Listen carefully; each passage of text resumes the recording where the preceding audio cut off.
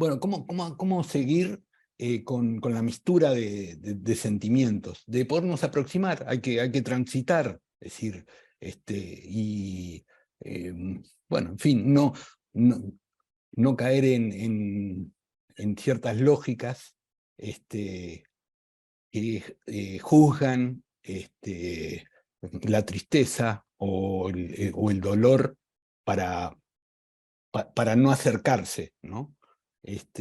Bueno, vamos a seguir con otra presentación de colegas de Perú. Eh, Me toca presentar, por un lado, integrantes de la Sociedad Peruana de Psicoterapia de Pareja y Familia, ¿no?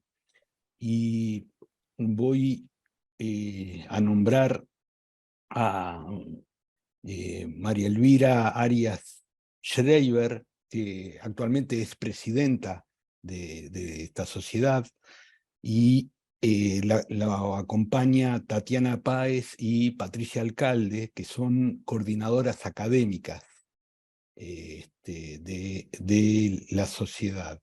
Y quiero nombrar también como integrante de lo que van a transmitir a Viruca Bernardini, que es la coordinadora de la Sociedad Peruana de Familia, de la parte comunitaria. Entonces, las cuatro pertenecen al área comunitaria de la SPF y a la Asociación Internacional de Psicoanálisis de Pareja y Familia. Y además escucharemos como comentadoras a Patricia Bustos Krum, como dijimos al principio, las colegas que comentan no pertenecen al mismo país, para fomentar ese efecto de extranjería bueno, que tiene su potencia. Bueno, Patricia Bustos Krum es psicóloga clínica, es magíster de la maestría de pareja y familia del USAM, de la Asociación Psicoanalítica de Buenos Aires, y coordena grupos de estudio de psicoanálisis vincular del 2006 y sobre la obra de René Caes y mediaciones terapéuticas. Por otro lado, va a comentar María Antonieta Peso del Pino, que es psicoanalista vincular, es postdoctorada en psicología clínica, miembro del Laboratorio de Psicoanálisis y Sociedad y Política del IAGP, la Asociación Internacional de Psicoterapia de Grupo y Procesos Grupales. Entonces, adelante.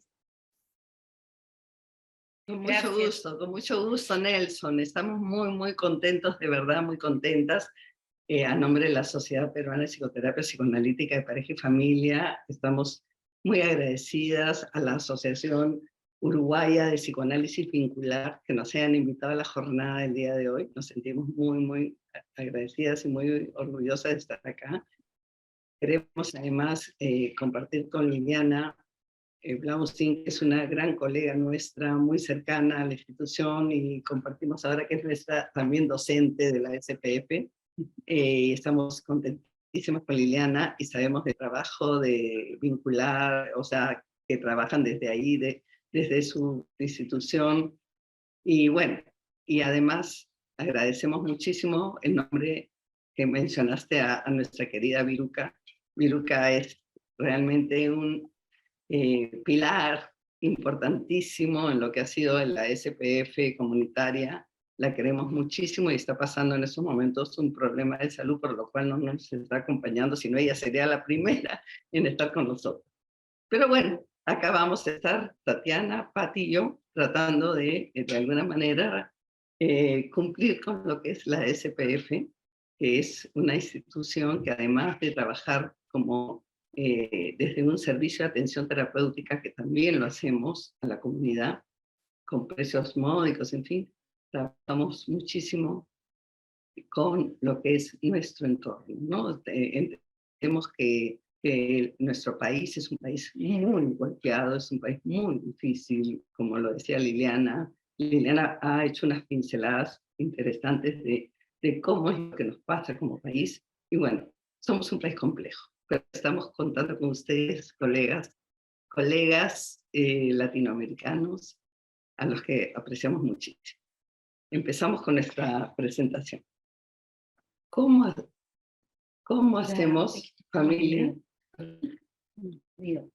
¿Cómo hacemos familia hoy? Creando sentido. Vamos a ir pasando un video, ¿no? Para ir más o menos contándoles qué cosa es lo que vamos haciendo, ¿no? A través de imágenes, además de palabras.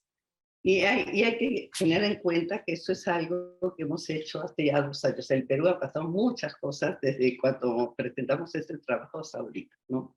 Las ollas comunes. No, pero han pasado cosas en las ollas comunes, en fin. Bueno, empecemos. Hablar de la ternura en estos tiempos de ferocidades no es ninguna ingenuidad. Es un concepto profundamente político. Es poner el acento en la necesidad de resistir la barbarización de los lazos sociales que atraviesan nuestro mundo. Fernando Ulloa. La Sociedad Peruana de Psicoterapia de Parejas y Familias, SPF, empieza a trabajar con dispositivos comunitarios desde sus inicios como institución. Atenta a las demandas de crear espacios de pensamiento común que surgían desde distintos ámbitos de nuestra comunidad. Talleres con grupos de padres y madres posadoptivos que transitaban por dificultades en el armado de hacer familia. Luego formamos, entre otras cosas, parte de un trabajo con una comunidad de la selva central peruana, Aucayá. Este trabajo estaba dirigido prioritariamente a adolescentes que vivían situaciones de caos, violencia e hipersexualización, dado que sus padres y madres debían quedarse en los caseríos a trabajar mientras los enviaban a la ciudad a estudiar. Finalmente, trabajamos en el armado de un espacio de atención psicoterapéutica gratuita a parejas, familias, vínculos, en una parroquia ubicada en una zona marginal de nuestra ciudad, que se encuentra por debajo del llamado Muro de la Vergüenza, que separa a uno de los distritos más pobres de uno de los distritos más adinerados. Pamplona. Con la llegada de la pandemia, como parte de la asociación Psicólogos Contigo, es un colectivo de asociaciones psicoanalíticas que trabajamos en situaciones de emergencia. La verdad es que casi todo ya en el Perú se convierte en emergencia. Esta es la asociación donde compartimos con Liliana mucho trabajo, ¿no? A través de abordajes y acompañamiento en salud mental, creamos un dispositivo al que denominamos la línea de escucha, que ofreció acompañamiento, apoyo y contención emocional telefónica gratuita a miles de personas afectadas por la pandemia y las múltiples pérdidas vinculadas a ella. El Perú fue uno de los países más afectados por el COVID-19. Registró la tasa de mortalidad per cápita más alta del mundo, que impactó sobre todo a las personas más desfavorecidas, quienes no tenían acceso a servicios de salud básicos. 220.000 personas murieron, 98.000 niños quedaron huérfanos. La tasa más alta en el mundo. Las escuelas permanecieron cerradas por casi 2 años, por lo que los niños, niñas y adolescentes quedaron confinados en sus casas. Debo decir que es recién, a partir de este año, que han vuelto prácticamente, digamos, todos los colegios, ¿no? a su Tras nuestra experiencia de trabajo por fuera de las paredes de los consultorios y el impacto a niveles de desastre que el tiempo de COVID-19 había dejado en nuestro país, consideramos fundamental implicarnos en la construcción de redes de soporte en salud emocional a nuestra población, quienes por lo general no tienen acceso a este tipo de servicios. Es así como nació la SPF comunitaria. Los lineamientos que sostienen nuestras intervenciones parten de una profunda convicción en la necesidad de producir resistencias micropolíticas ante un sistema que constituye subjetividades atravesadas por la violencia social, económica, racial, de género. A ello se suma el abandono del Estado en las necesidades más fundamentales para la subsistencia y una herencia histórica de desigualdades estructurales que se reproducen condenatorias a través de una estratificación grosera de privilegios para el acceso a los servicios de salud, educación, justicia y vivienda, minimizando marginalidades y desexistencia.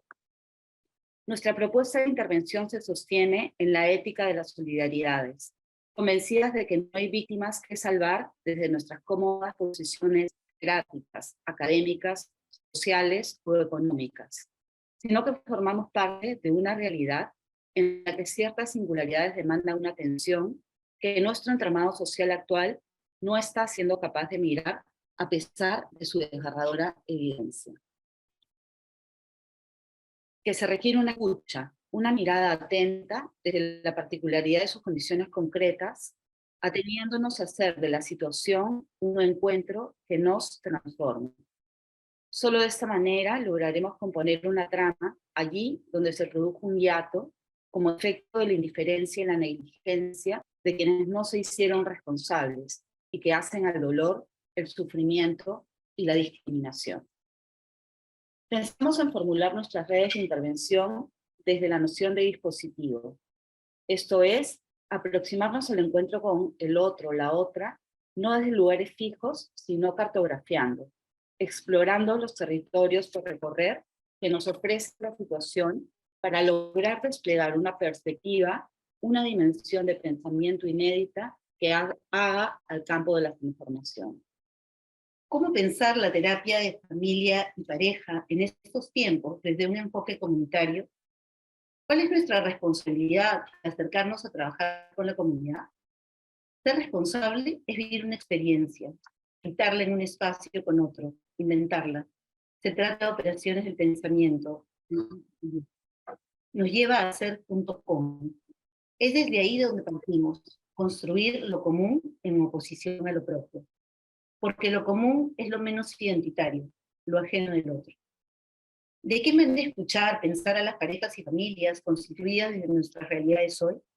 Consideramos tras estas experiencias de trabajo en común, requeríamos descentrar la noción de familia nuclear impuesta desde la modernidad europea, ya que ella convoca un cúmulo de fantasías, expectativas, idealizaciones que no decantaban en una materialización viable, sostenible, en muchas de nuestras realidades. Ante la imposibilidad de corporización del proyecto de familia ideal, las potencialidades del poder hacer en común vincular que cohesione, sostenga, acoja las subjetividades quedaban invisibilizadas o interferidas. Planteamos la idea de descentrar la necesidad de pensar las funciones paterna y materna como organizadores psíquicos imprescindibles en la constitución subjetiva para dar cabida a pensar los vínculos afectivos relevantes por fuera de lo familiar, como redes que hacen a la cohesión psíquica habiendo otras vías de constitución subjetiva por fuera de la repetición. Concebimos incluir el vínculo como una entidad que exige trabajo. Se trata de hacer algo que necesariamente descoloca de un posicionamiento narcisista a quienes lo habitan. Pertenecer solo es posible en el contexto de la potencialidad del entre dos o más alteridad. El gran reto es pensar por fuera de lo instituido, construir funciones parentales interfamilia, pensar con los maestros por fuera de la docencia, crear sentidos de vida con las chicas del albergue por fuera del abandono. Abancay es una provincia situada en la sierra del sur del Perú, donde el 74% de las mujeres han sufrido violencia psicológica de parte de sus parejas y el 47.8% han experimentado violencia física o sexual. El pedido que nos hacen llegar las religiosas que tienen a su cargo el albergue es puntual. Las chicas a los 18 años tienen que salir del albergue, buscar lugares donde vivir, trabajar, y en su gran mayoría vuelven a situaciones de vida de mucha violencia, situaciones crueles. La encerrona trágica como Fernando Yoala llamó. Una situación de dos lugares sin tercero de apelación, sin luz, donde la víctima para dejar de sufrir o no morir depende de alguien a quien rechaza totalmente y por quien es totalmente rechazado. Estando nosotras en Lima y ellas en Abancay, trabajaríamos por Zoom. Cosas buenas también pasaron, nos dejó la pandemia. Una vez por semana. La propuesta es pensar juntas, conocernos, conocerse entre ellas. Encontramos que aunque viven juntas y van al colegio, no se conocen, no juegan, no conversan, nos cuentan que no son amigas. Pensamos en estas 25 niñas, adolescentes que viven en el albergue y que ocupan un lugar, pero no lo habitan. Sonia Kleiman nos hizo pensar en esta diferencia entre ocupar y habitar lugares. Ocupar alude a un rol instituido previamente. Habitar crea sentido. ¿Cómo pensar las intervenciones? Algunos conceptos de la teoría vincular nos ayudan en eso. Describir, alteridad, ajenidad, puro presente. No dejan de pensar que falta poco para salir del albergue. ¿Y qué podrán hacer? Sentimos la ferocidad de la realidad. Estas chicas han estado expuestas a mucha violencia, agresiones sexuales, maltrato psicológico, pobreza extrema, y por un momento casi se nos olvida. Juegan, tienen ilusiones, esperanzas, algo se va produciendo. Cuentan que una de ellas no es binaria, la miran con sorpresa. Hablan de otra chica que es agredida por su enamorado, nos preguntan, ¿qué hacer? Pensamos juntas como todos los viernes, estamos ahí. Sabemos que el problema está sin resolver, que faltan pocos viernes para despedirnos y nos desesperamos. Sin embargo, el registro de sus deseos, el haberse cuestionado y cuestionar a la compañera, el haber dado lugar a las historias que traían, esperamos haya dado otro movimiento frío, un poquito de disponibilidad y de ternura en este mundo lleno de ferocidad. Guida y yo trabajábamos con el grupo de chicas de tercero y cuarto de secundaria de entre 14 y 16 años. En una de nuestras reuniones, Guida sugiere trabajar el tema de la amistad. Curiosamente inician con un impasse. Dos de ellas discuten porque se perdió un USB donde guardaba música. Los reclamos, las quejas y las culpabilizaciones circulan entre todas. ¿Quién tiene la culpa? El discurso de la culpa ha impregnado nuestro mundo afectivo y vincular, apropiándolo y cerrando la posibilidad de acercarnos a los conflictos de otros modos posibles. Nos preguntamos, les preguntamos, ¿es importante quién tiene la culpa? O quizá podríamos pensar en un hacer juntas que salve la dificultad. Nos dicen que no son amigas. ¿Es eso necesario para hacer un en común? Les proponemos hacer un collage de flores y plantas. Salen al jardín, algunas con menos ímpetu que otras por la actividad propuesta. Pero al regresar, se abocan al trabajo con pasión. Unas pegan, otras diseñan, otras pasan los materiales. El armado final es un rostro femenino con pelos amarillos de crisantenos y gladiolos, coronado por margaritas africanas.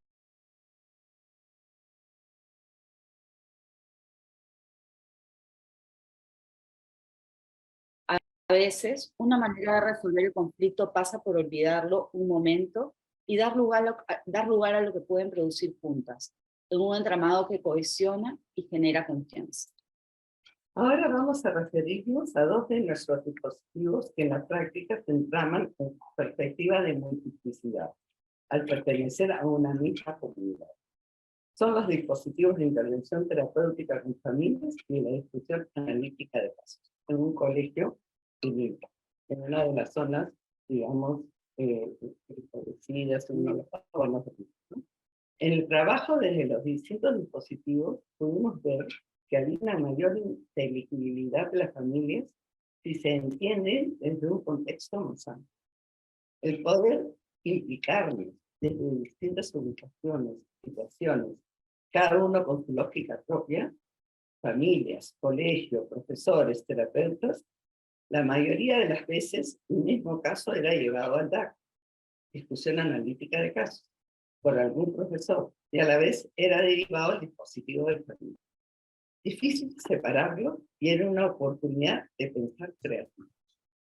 El poder salir de la lógica binaria y ver que los diversos territorios no son separables fue una posibilidad inédita. Singulares, heterogéneos, no homogéneos, vivirlo y pensarlo desde las lógicas superpuestas, propuestas, ver cómo las lógicas y vidas se mezclan, se mestizan. Se crea algo nuevo.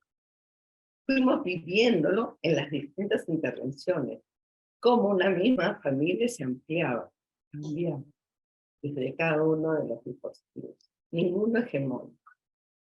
Nuestras intervenciones son focalizadas desde lo vincular. Intervenimos desde el entre, la hospitalidad, la agilidad, la historización, la incertidumbre. Nos aproximamos como pequeños puentes, como los que hay en los pueblos del Perú, hechos por la propia comunidad, como una única forma de pasar, de trasladarse, de cambiar, de ir. En esos momentos en que estamos pasando una situación sumamente complicada y compleja, por cuestiones climáticas, ¿no? Y los puentes significan un tipo de encuentro. Nos encontramos con familias de pobreza que se reconstituyen para sobrevivir. La mayoría de ellas, y los mismos profesores que son de la zona, viven en casas independientes pero multifamiliares. Comienza con una invasión del terreno y van construyendo una encima de la otra en edificios. Uno de los primeros casos que nos fue derivado fue el de la familia de una niña de 8 años que se aislaba. La profesora señala que ha cambiado, se preocupa. Dicen que la familia está en duelo por la muerte del abuelo. Se evidencia una familia extendida con una abuela materna violenta que murió 3 años antes, y un abuelo paralizado frente a ella, esta pareja que tuvo, ¿no? Y los abusos que cometió esta abuela con su hija y nieta, lo que es difícil de procesar por la familia entera. Con el transcurso de las sesiones que hablaron, dibujaron y sacaron afectos guardados. Esto les permitió cambiar la manera de vincularse. Fueron viviendo la posibilidad de cambiar la precariedad de privación emocional, esta una, para construir una forma de producir otros sentidos posibles. Todo esto nos llevó a potenciar la vida, los recursos, los vínculos, resonando en los voluntarios, que son un gran aporte de la SPF comunitaria, la confianza en el cambio, resonando en los voluntarios la confianza en el cambio, con la alegría de saber lo que la vida nos hace hacer posible, de ser capaces de pequeñas acciones transformadoras. Estas son algunas pinceladas de lo que hemos producido con las poblaciones que requerían de nuestro acompañamiento y escucha para habilitar la construcción de herramientas que les permitieran hacerse cargo de las problemáticas y los sufrimientos por los que lamentablemente transitan. La pandemia del COVID-19 nos descolocó de nuestras posiciones cotidianas y en nuestro caso consideramos produjo un acontecimiento, la SPF comunitaria. A más de un año de la partida de Sonia Kleiman y a 2 de la partida de Janine Puyet, ambas maestras, amigas, mujeres amorosas y amadas, sentimos que hoy más que nunca nos acompañan. Sus teorizaciones abren caminos inesperados para evitar los vínculos en un Perú donde las marginalidades son amplias y dolorosas y el cuidado no pasa por un Estado que protege, sino por el armado de redes y vínculos que nos permiten sentirnos apoyados y apoyadas. Es esta la concepción de hacer familias que construimos en el camino y que guía hoy nuestros dispositivos e intervenciones. Queremos terminar nuestra presentación con una frase de Janine Puyet. Tal vez consigamos ir abriendo rendijas o tomar en cuenta las que ya hay para dejar entrar algún aire nuevo. Así como percatarnos de las influencias de moléculas invisibles. Aceptemos que las ventanas y paredes están hechos añicos y han perdido su función protectora tan anhelada en la vida. Cuánto trabajo nos lleva metaforizar el mundo exterior. Muchas gracias. Muchas gracias.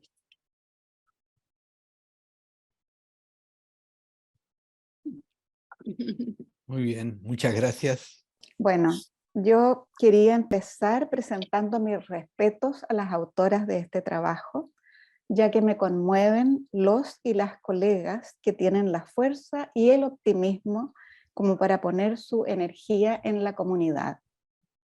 En segundo lugar, les cuento que este trabajo me llamó la atención desde el epígrafe, en que citan a Ulloa hablando del tema ternura. Es un tema que me ha interesado desde hace muchos años. He presentado un par de trabajos en congresos de FLAPAG, exponiendo mi opinión respecto de qué es la ternura, lo que se inhibe o reprime hoy. Freud nos habla del amor y lo separa en el amor sexual y el amor de meta inhibida, es decir, la ternura. En su época, claramente se reprimían los contenidos sexuales, causando patologías como la histeria. En nuestra época, en cambio, se inhibe la ternura, causando patologías como las adicciones, las crisis de pánico y muchas otras. Por supuesto que este es un análisis muy simplificado. A estas alturas sabemos que los asuntos son complejos y multideterminados, pero este es un punto importante que se engarza con el tema de nuestras autoras, crear sentidos. Últimamente he participado de un pequeño curso dictado por Lila Grandal y Hernán Altobelli. Han traído temas interesantes como el hecho de que tenemos que tomar conciencia de nuestras epistemes. En muchas ocasiones estamos habitados por formas de sentido que provienen de categorías que tenemos naturalizadas y que hacemos juicios y diagnósticos desde ahí.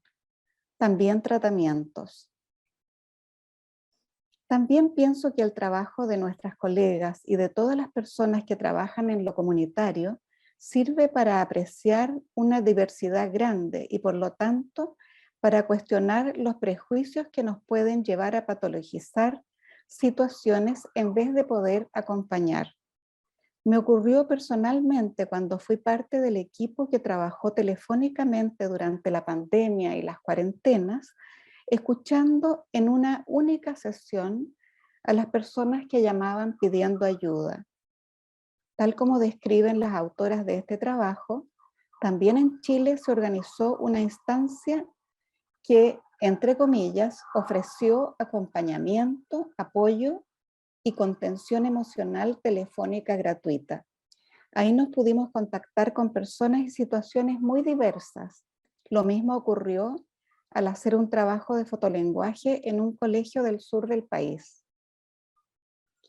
Entiendo en términos de hospitalidad lo que nos explican las autoras respecto a su modo de solidarizar. O sea, un gesto simultáneo en que no hay un desamparado, sino dos otros que tienen interés en el encuentro. Las autoras nos dicen, se requiere una escucha, una mirada atenta desde la particularidad de sus condiciones concretas, ateniéndonos a hacer de la situación un encuentro que nos transforme. Pienso que estamos hablando de una opción de vida, una opción responsable, como diría Janine. Yo agregaría que es una opción valiente. Las autoras tienen razón en su necesidad de descentrarse del concepto de familia nuclear. También tenemos que descentrarnos del complejo de Edipo, de lo que pensábamos de las funciones parentales, de la identidad, etc. Y atenernos a las realidades que vamos encontrando. Lo vincular plantea la ética del dos que podemos encontrar en lo que nuestras compañeras nos muestran que han hecho. Otro punto que pensé al leer este trabajo es la maravilla que ha resultado el ser y poder comunicarse por cualquier plataforma.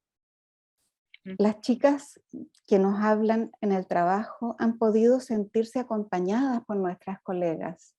Eso más allá de cualquier discusión, entendemos, hay tantos trabajos respecto de este punto, ¿no? Pero bueno, estamos aquí igual acompañándonos. Por último, pensé que este trabajo nos hace intuir la ternura desplegada por nuestras autoras. Felicitaciones por las acciones que nos cuentan, porque nos muestran una buena posibilidad para neutralizar la violencia que estamos viviendo. Y felicitaciones por escribir, ya que es una invitación a hacer cosas similares. Eso. Gracias. Vamos a abrir, ¿no? Gracias. Perdón, que... está abierto. Sí, pero que me después, ¿no? No sé si digo yo enseguida. Bueno, Adelante.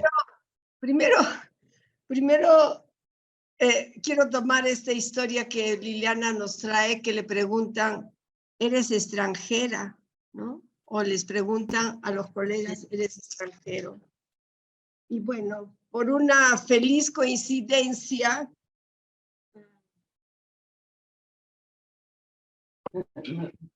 siendo esperado que fuese una extranjera que hablase sobre el trabajo en mis queridas colegas peruanas, bueno, soy una peruana, peruana extranjera tal vez, trabajando aquí hace 40 años, por tanto mi identidad como brasileña también está ahí muy marcada, entonces no voy a quejarme a Jackie, que me convidó para, como extranjera, discutir este trabajo. Creo que nos identificamos las dos. Bueno, pensé algo así como pensando junto con cómo hacemos familia creando sentidos. Me encantó el nombre. Creando sentidos, como nos convidan nuestras colegas de la SPF, para abordar la miseria, la pobreza, la falta o la falla de un Estado que sostenga una población absolutamente desamparada. Es una importante iniciativa micropolítica desarrollada por el equipo que define. Nuestras intervenciones, entre comillas, ¿no?, parten de una profunda convicción en la necesidad de producir resistencias micropolíticas ante un sistema que constituye subjetividades atravesadas por la violencia social, económica, racial, de género. Hablamos de un país dividido histórica y estructuralmente fragmentado. Un hacer familias dentro de un tramado ético-político y no un acto apenas solidario de colegas que viven en Miraflores, en San Isidro, en una clase media peruana. Sí, como nos comentan, la labor comunitaria siempre estuvo presente en las acciones institucionales. El COVID obligó a desarrollar nuevas estrategias, responder a nuevas demandas, a intervenir nuevas modalidades de intervención en locales distantes de Lima, pudiendo llegar a sectores de la población que no tiene acceso a un cuidado de salud mental, desgraciadamente, como ya Liliana nos ha traído. Y como mis colegas de la SPF también colocan, como si fuesen acciones no voluntariados, porque hay una ética enfrente, pero ante la falla de un Estado que no cuida. La idea de habitar un espacio junto con otro, compartir aquello que se tiene en común, diferente de lo propio, como afirman, nos parece que es abrir la posibilidad de crear espacios para compartir, decir, entre decir junto con el otro, los otros. Juntar las hojas del jardín con las hojas de papel, armar un collage de entramado de deseos, sueños, dolores difíciles, denunciar y compartir. Siento que en cada encuentro fueron armando red y la posibilidad de que aunque mucho tenían en común, poco había sido posible compartir. Y quiero hacer una distinción entre lo común y compartir. ¿Cómo hacemos familia? Es una pregunta que nos lleva a pensar en cómo fueron armando grupo. Si no eran amigas, como ellas nos cuentan, en estos encuentros pudieron ir armando red, grupo, tal vez una forma nueva de estar en familia. Cuando es afirmado por ellas, pensar por fuera de lo instituido, construir funciones parentales sin ser familia. Me hizo pensar que el dispositivo grupal utilizado en los encuentros nos parece que pudo posibilitar una vivencia de un nuevo hacer familia. Construir papeles, funciones de cuidado y amor, de confrontación, de identificación, de cuestionamiento, que es ser binaria, ¿no? Y poder decir y entredecir sin la carga moral, sin las amarras sociales del prejuicio y el juzgamiento. Siento que nuestras colegas posibilitaron que las chicas del internado se sintieran libres, así como trabajaron para que las monjas pudieran aproximarse sin temor amorosamente a sus pupilas. Perdonen que esto yo ya lo traigo de algún momento en que Viruca, que es la coordinadora del área de comunidad, nos trajo ese brillante trabajo que también tuvieron este equipo de trabajar a las que habían solicitado la intervención, o sea, las monjas.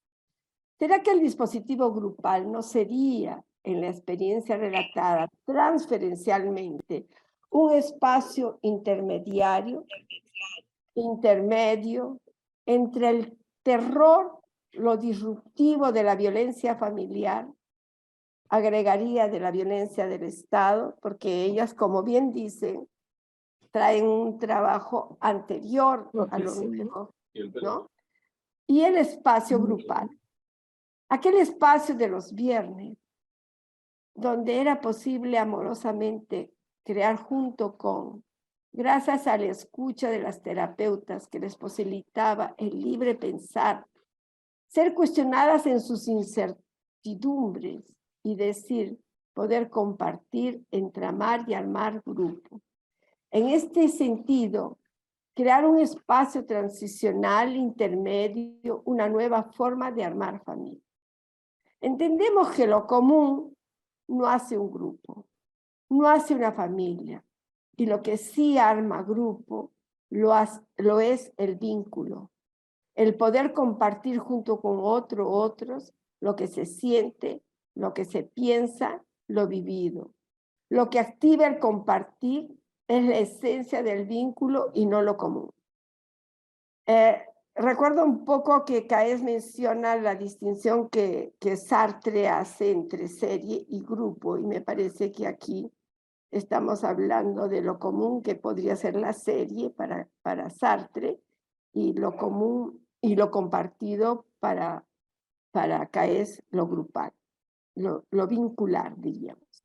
Activar el vínculo es la lógica de no uno sin el otro, no el ser o no ser amigas, como ellos dijeron, y sí el poder junto con otro, con otra, con otras, encontrar sentidos a lo vivido y por vivir, compartir y se preguntar, ¿qué será de cada una de nosotros cuando salgamos de aquí? Que me recordó también mucho a las chicas del puericultorio donde yo trabajé algunos años. Tal vez permitirse cuestionar, ¿será posible experienciar una familia distinta a la mía? Que no me violente, ¿no? Pienso que el trabajo comunitario realizado por este equipo parece haberse colocado en el lugar de un tercero, cuestionador de lugares, de papeles, de funciones fijas. Recuerdo que en algún momento un poco se les cuestionaba a las monjitas por qué no ser amorosas, por ejemplo, ¿no? O que no se asustasen con la sexualidad de las nenas. Bueno, tal vez permitir que en el decir de Ulloa no fuese el albergue un espacio, entre comillas, la citación de Ulloa, como una situación de dos lugares sin tercero de apelación, sin luz, donde la víctima, para dejar de sufrir o no morir, depende de alguien a quien rechaza totalmente y por quien es totalmente rechazado. Patricia, Tatiana, María Elvira, Guida, Viruca, me emociona haber leído sus trabajos y la presentación tan brillante que han hecho. Mil gracias. Gracias a la UPC, a Nelson, a Jacqueline. Me emociona, me dan ganas de llorar. Disculpe. Muchas gracias, María Antonieta. Liliana.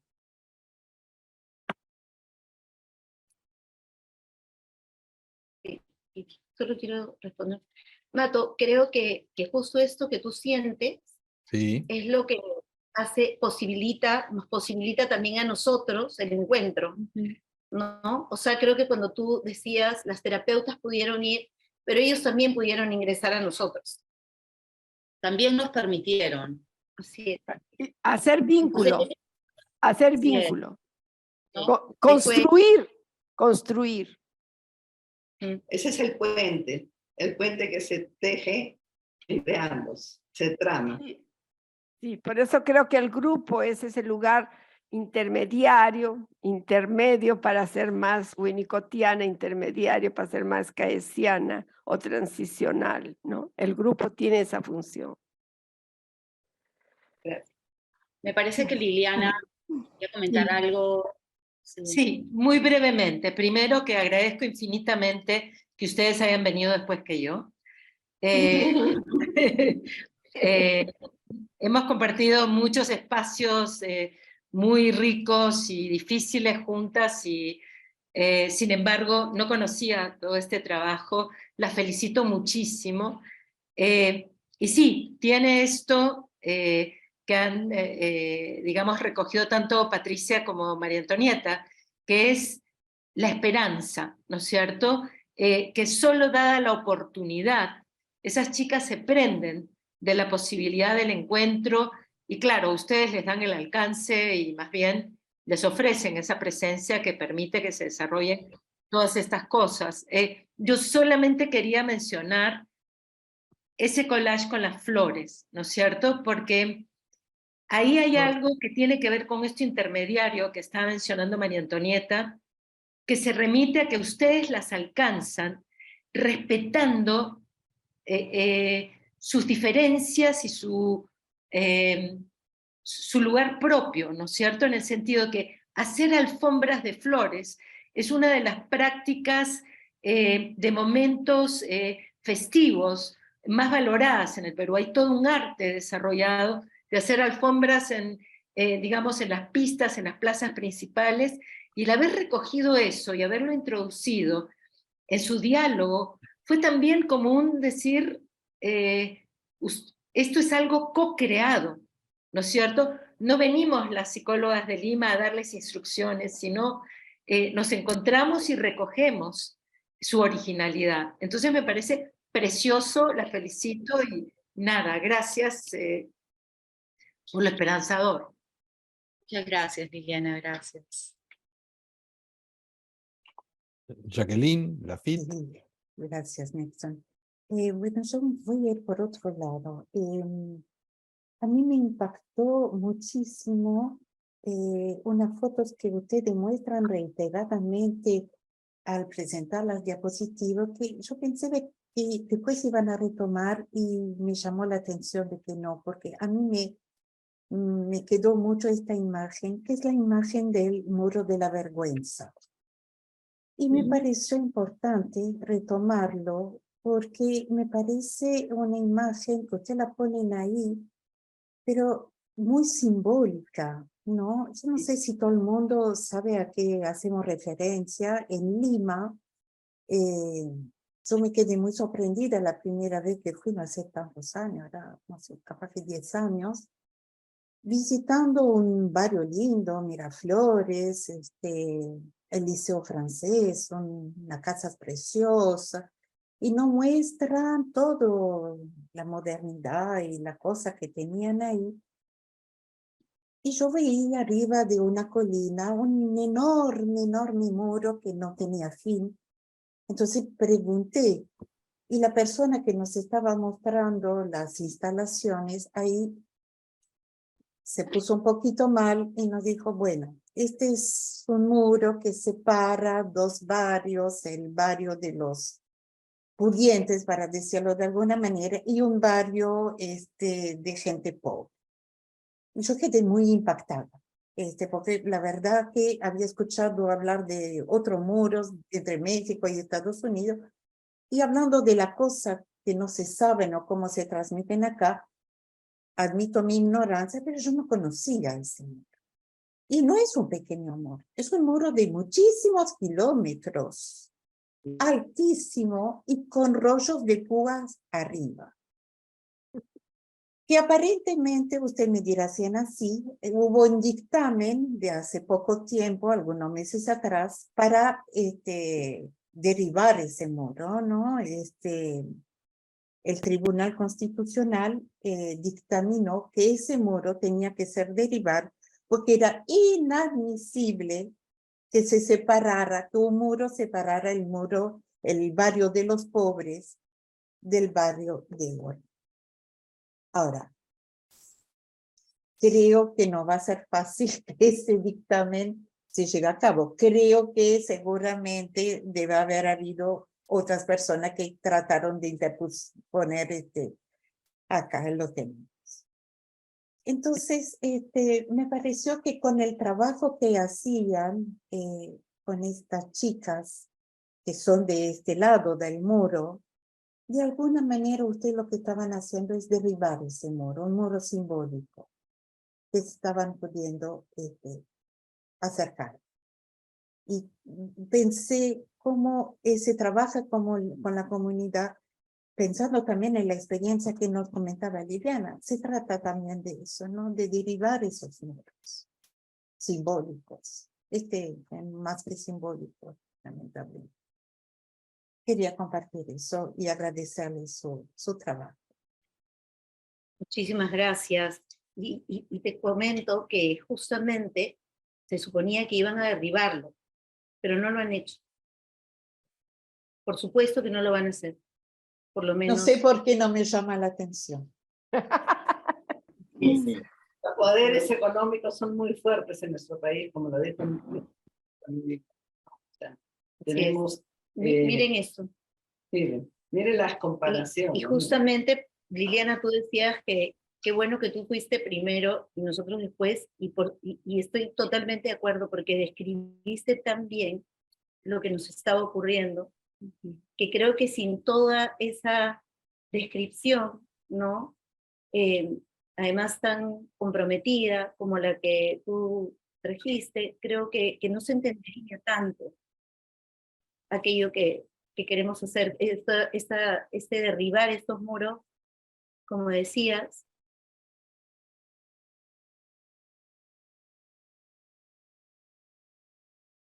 Patricia. Que tenemos que echar mano. Pero no, se entrecortó un poco. Bien. Elena Bianco. ¿Qué tal? Bueno, muchas gracias a la presentación que hicieron ustedes. Muchas gracias. También muchas gracias a Patricia por la presentación que hiciste anterior. Yo me quedé con una palabra que a mí me resuena hace mucho tiempo, pero que tú la trajiste, Patricia, que es la ternura. Y dos cosas voy a decir. Una es la posibilidad de poder sentir ternura. No es tan sencillo. Es una posibilidad que hay que ejercitar, no desde las razones, sino desde las emociones. Y que me parece que es una palabra que abre, cuando la sentimos, abre a posibilidades inciertas. Y la otra, el otro aspecto que también me lleva a intervenir acá, es que la ternura es un efecto de un encuentro, de un vínculo. No hay otra manera de que acontezca. Y que me parece interesante como esto en los trabajos de ustedes que plantearon, y no solo en el de ustedes, sino en los anteriores y en el de la mañana, que eso está como implícito, pero que pocas veces se lo toma como algo a tener en cuenta dentro de todas nuestras teorizaciones. Eso, nada más. Muchas gracias. Súper lindo. Gracias. Solange, Emilio. Gracias. Estaba pensando en todas las presentaciones desde la mañana y me vino la frase, porque los trabajos comunitarios exigen, como Antonieta ha dicho, que tenemos un trabajo de micropolítica. Estaba pensando en la frase, hay que endurecerse, pero sin perder la ternura, porque tenemos que luchar mucho y luchar principalmente para que la ternura pueda vencer eso. Estoy muy grata por las presentaciones de ahora. Muchas gracias. ¿Puedo decir algo más? Sí, Elena. Hoy en la mañana, una amiga, una muy linda amiga que estaba, Jenny Goodman, contó que en una revuelta en Israel le daban flores a los policías militares, no recuerdo bien. Me parece que es un gesto que tiene que ver con un decir desde la ternura, más allá del efecto que pueda tener. Es una manera de decir y de hacer desde otro lugar, creo. Gracias. Creo que vale la pena decir que es gracias a ese pueblo que se ha levantado contra ese primer ministro, que por lo menos se ha parado un poco la dictadura que quería imponer el primer ministro de Israel, ¿no? Y gracias a ese pueblo que ha abrazado a esos policías que no les han echado balas. Bueno, soy de México. Lo que se planteó ahorita de la ternura me llega mucho y estoy de acuerdo, pero lo que más me impactó fue lo del muro. En México tenemos un muro, pero divide dos países y dos culturas y bueno, en fin, todos conocemos el muro que hay entre Estados Unidos y México. Pero me impresionó que en Lima hubiera un muro que separara a la clase acomodada de la parte de la pobreza. Yo crecí en México, que también era montañosa y que tenía barrancos. Y mucha gente vivía en las cuevas, en los barrancos. Pero no había un muro. Se podía bajar a las barrancas. Había alguna forma de podernos contactar, de no tenerlo tan cegado, ¿no? Claro que la mayoría no lo quería ver, pero en fin, es otra cosa. Pero el hecho de generar un muro me parece algo terrible. Un muro dentro de la riqueza y la pobreza. Porque si tenemos el muro chino, obviamente la Gran Muralla, es para protegerse de invasiones. El muro de Berlín tiene cuestiones políticas totalmente, pero este muro me parece de lo más detestable, ese muro famoso de Lima, entre la pobreza y la riqueza. Creo que es un muro que concretiza algo que pasa socialmente en nuestro país de una manera muy potente, y es que nuestro país exige que vivamos en permanente disociación, ¿no? Respecto de los sufrimientos, las pobrezas, los abusos, las marginalidades que abundan aquí en todos los aspectos de los intercambios sociales, si quieren, ¿no? Entonces, si no nos disociamos, o sea, si no hacemos parteaguas, si no establecemos este muro, es muy difícil poder vivir. De hecho, para las personas como nosotras, las voluntarias y voluntarios que tenemos en la SPF, Liliana, que también trabaja en dispositivos comunitarios, es difícil poder sostener la mirada de estos lugares de marginalidad, de pobreza, de privación, ¿no? de personas que existen, porque no son números, ¿no? Cuando te aproximas, te das cuenta de que son personas.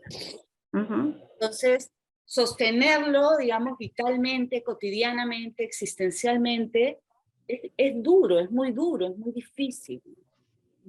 En un trabajo que estamos haciendo con Liliana, con Psicólogos Contigo, en las ollas comunes, por ejemplo, que tenemos muchísimas, y en este lado del muro, además, que es donde trabajamos, hay aproximadamente 200 ollas comunes. Nosotros, sí, creo que todos saben, ¿no? No, yo no.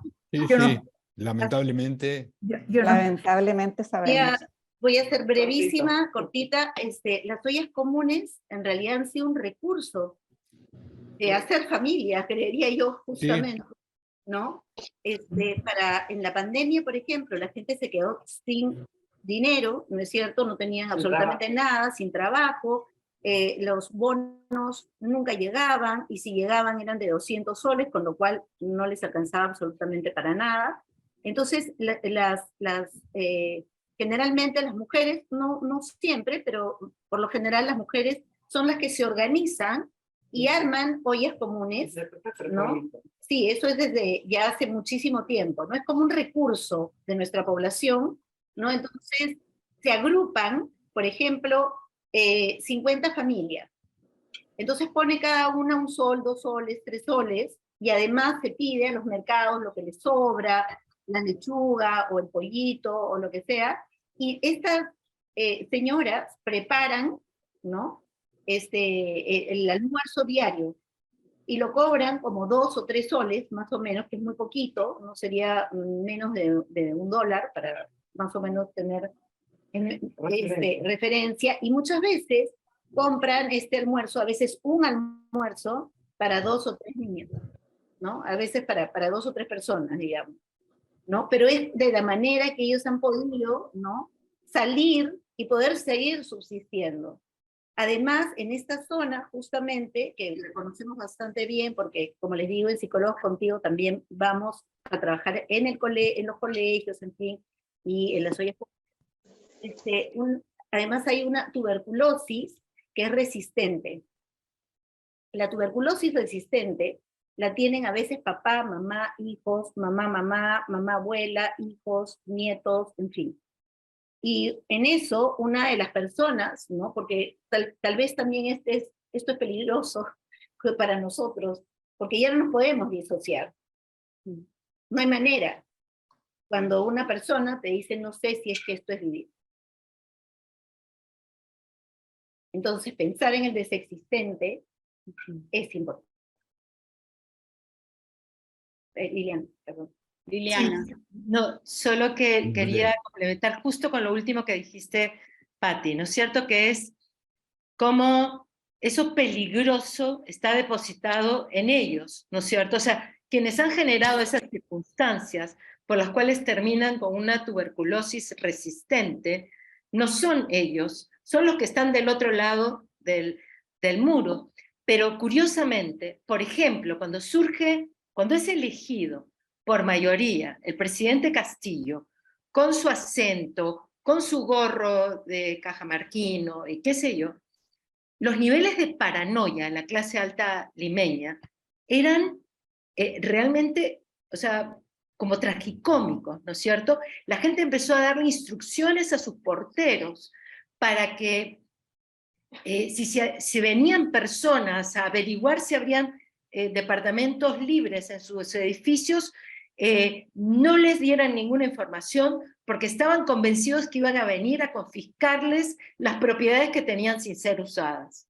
Entonces había todo tipo de proyección paranoide en lo que iba a pasar con esos peligrosos otros que estaban surgiendo al poder, con este indígena con sombrero, y que moviliza todo tipo de movimientos, de movidas de dinero, de gente poniendo a resguardo sus cuentas. Y claro, en realidad es de lo más paradójico, porque la destrucción no se origina en esas personas, ¿no es cierto? Pero toda la propaganda oficial compartida por esa pequeña minoría organiza lo que dicen los medios, lo que es comunicado, digamos, socialmente, como hecho contundente, que el peligro está en estos otros, ¿no es cierto? Que más bien están sufriendo la violencia del abuso de poder, de la apropiación desmedida y de la desigualdad. Son firmados como salvajes, además, Liliana, ¿no? Así es. El tema del racismo configura, digamos, un dispositivo de saber en relación a estos grupos de personas, pretendiendo que no saben, no son cultos, son salvajes, no tienen la capacidad, como lo veíamos en el video que tú ponías, de articular dos ideas seguidas para saber qué cosa les está pasando, son influenciables, son menores de edad mentalmente hablando, ¿no? Entonces hay un discurso, digamos, de conocimiento y de verdad en relación a estas personas que también denosta su palabra, su voz, ¿no? Claro. No necesitas un muro, sí, ¿no es cierto? ¿Cómo claro. no necesitarías un muro? Y además, para coronar todo esto, somos el país que macroeconómicamente está mejor en la región. Sí. Porque, digamos, si viviéramos, ¿no? Porque eso también. Sí. Cobre, arándano, tenemos, efectivamente, excelentes cifras macroeconómicas. Perdón, quiero traer, sí, y quiero traer una frase de una canción: en lo puro no hay futuro. Dice Jarabe de Palo. Gabriela, y cerramos. Sí, bueno, escuchándolos, estoy conmovida también. Y me surgió una reflexión, una pregunta en realidad, de cuál es el lugar de la esperanza, ¿no? Y cuál es nuestro rol en esto de, no sé si es que damos esperanza, eso no lo sé porque lo pensé ahora mientras estaba escuchando, nunca lo había pensado así. De hecho, siempre trabajé basándome en José Luis Revelato, en la ética de la esperanza, ¿no? Pero hoy, en esto que contaban de esta chica porque creo que por lo menos yo doy por sentado que si tienen por lo menos una experiencia de haber sido vistos como humanos, ¿no? Eso les da, creo que la esperanza de que puede volver a pasar una cosa así.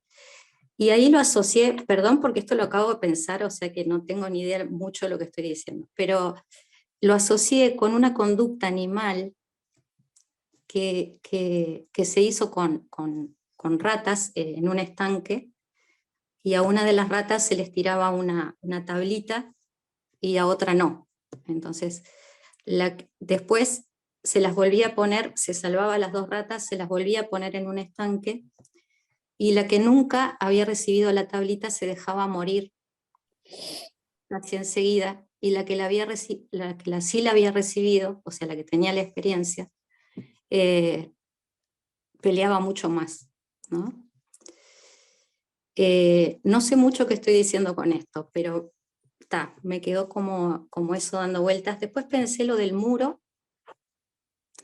que esto me hace, y lo de las ollas populares o ollas comunes que le llaman ustedes, que en realidad lo que me hace sentir es como más en carne esto de lo latinoamericano en común. Porque digo, en Uruguay no hay muro concreto, digamos, pero hay muro. Uno se toma la línea 370 del Cerro a Punta Carretas, o sea, desde un barrio marginal y obrero o popular a un barrio rico, y pasa a través de ese muro. Y después lo de las ollas, les agradezco porque yo trabajo con ollas también, con ollas populares, y nunca lo había podido pensar como un recurso de formar familia.